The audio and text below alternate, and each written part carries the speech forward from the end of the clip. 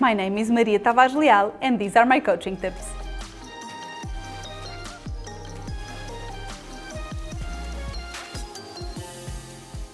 In this video, I will share with you what can leaders learn from dancers used to playing leading and following roles. To quote a common saying, it takes two to tango, and it also takes one follower to make a leader. What observers view as something that represents deep connection, reciprocity, and elegance takes a lot of hours of practice by dancers and is based on a set of well-established agreements.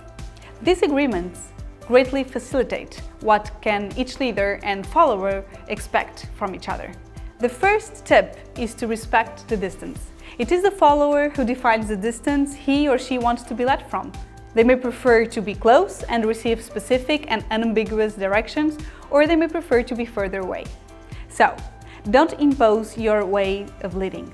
More or less close. Invest time and dedication in understanding what your employees need. Like this, you will gain their trust. The second tip is to anticipate. Anticipating is hard, but becomes natural when practiced regularly. Putting yourself in someone else's shoes is essential to be able to anticipate. Additionally, don't make assumptions about other people's behavior. Assumptions will block your empathy skills. The third tip is to invite, don't push. No follower wants to be pushed around the dancing floor, no matter how beautiful or challenging the dancing movements are. The signs that the leader gives to the follower are invitations to certain movements, but the follower is always in a position to reject or not corroborate with certain ways of dancing. The way you ask is just as important as the content. The fourth tip is to balance patience and challenge. There is a balance point supporting the flow of the movements, which varies from one pair to another, and it can take a lot of practice to discover it, but once discovered, everything becomes easier, even unknown movements or sequences. In these cases, patience and determination can be differentiating factors. So, here's a tip.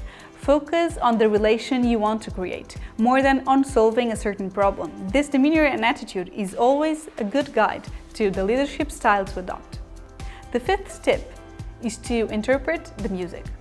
Frequently, dancers become excited about a new movement or a new way of dancing, but they forget the reason why they are dancing, the aspect that gives rise to any dance, music.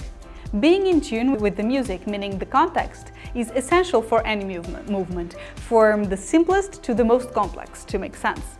The why is important. Be strongly connected with the surroundings too. And don't forget that innovation can be useful not because they are innovations, but because they are aligned with the context and needs. Last but not least, give feedback on feelings. Although dancing is a form of non-verbal expression, the momentary break between tangos can be decisive for the next dance to be better than the previous one.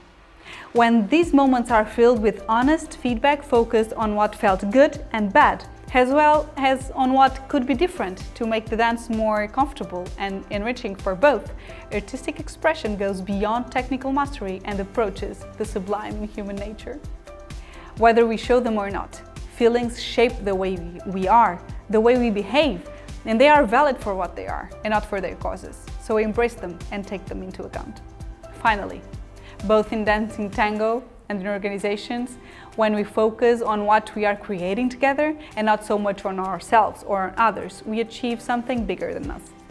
Practice makes perfect. Shall we dance? If you like this video, please give it a thumbs up and subscribe to the channel. See you soon!